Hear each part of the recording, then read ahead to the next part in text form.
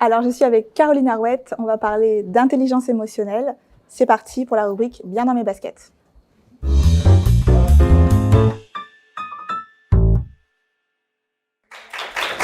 Salut Caroline. Salut Caroline. Merci d'avoir accepté notre invitation. C'est un grand plaisir d'être là avec vous pour partager ma banane.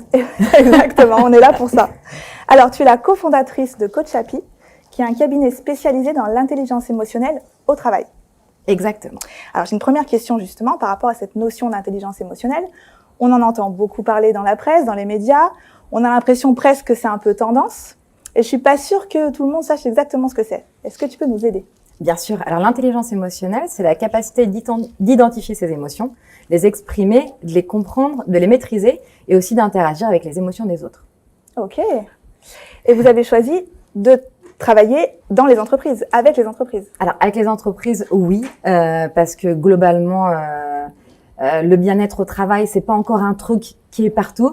Et que moi, j'avais fait le constat, mais même personnellement, que les émotions au travail, c'était quelque chose qu'on demandait encore de laisser à l'extérieur. C'est de l'ordre du personnel, de la vie privée.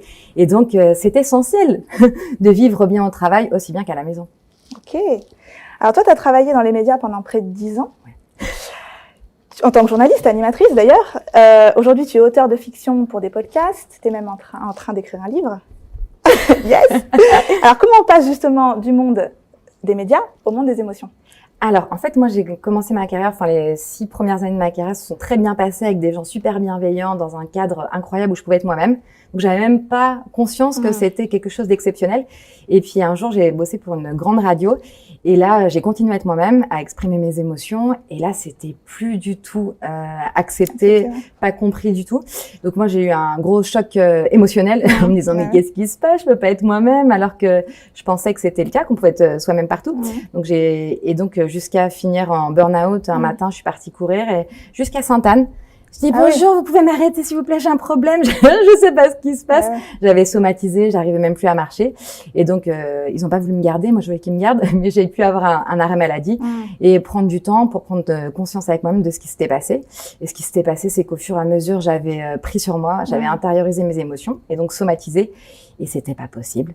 Et donc, via l'intelligence émotionnelle, j'ai pu comprendre que c'était essentiel de me recentrer sur moi et de toujours être à l'écoute de mes émotions. Parce que quand j'étais pas à l'écoute de mes émotions, soit je tombais malade, soit j'avais du stress, soit j'avais des problèmes relationnels avec les gens. Et c'est comme ça que vous avez eu l'idée avec ton conjoint de fonder Coach Happy. Exactement, ouais. Ok. Alors, le fil rouge de notre émission, c'est la liberté.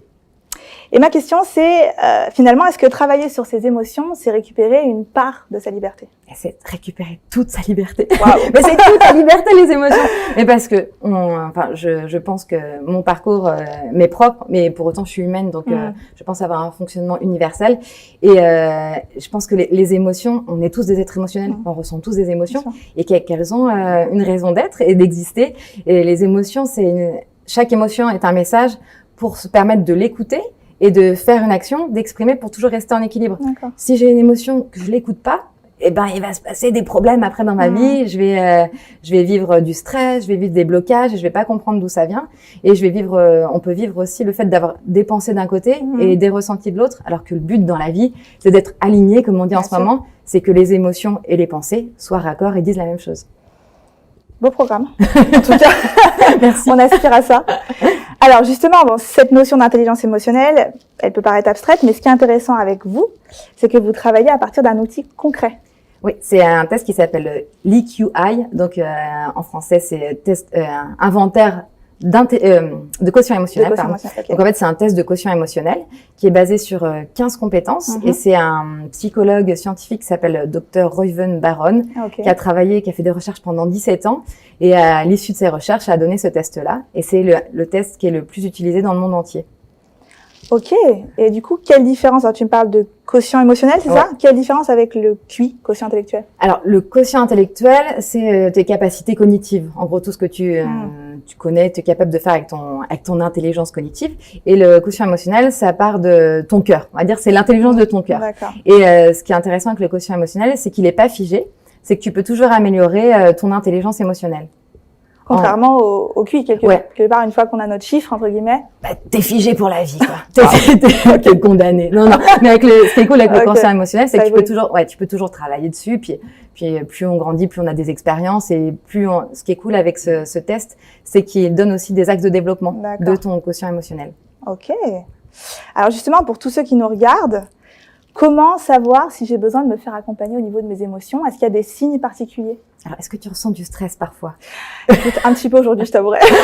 Bon, là, pour le coup, c'est assez normal. Ouais. Oui, je pense que les signes particuliers, c'est quand on ressent du stress, quand on a des relations qui sont pas terribles, quand on a des obstacles dans sa vie et qu'on comprend pas d'où ça vient, quand on aimerait faire des choses mais qu'on n'ose pas les faire. Par exemple, moi, j'aurais jamais osé me lancer dans l'écriture et repartir de zéro parce que j'avais aucune légitimité extérieure. Mais pour moi, aujourd'hui, la légitimité qui est importante, c'est celle qui m'anime à l'intérieur. Et c'est là où je me suis recentrée avec l'intelligence émotionnelle. Donc, si on veut retrouver la banane, finalement, il faut aller te voir. Mais bien sûr, venez me voir. Et Patrice, qui est mon conjoint et cofondateur de Coachapi, qui lui est vraiment sur le terrain et qui accompagne toutes les entreprises qui ont besoin d'être accompagnées et même tous les individus pour la vie personnelle, ça fonctionne aussi. Génial. Bah, merci pour ton témoignage, c'était vraiment passionnant. Et je rappelle qu'on peut te retrouver sur votre site, c'est ça? Oui. www.coachapi.com. Oui, c'est ça. Bon. Alors maintenant, je reprends mes petites fiches et puis on va aller voir du côté de Pauline, qui est accompagnée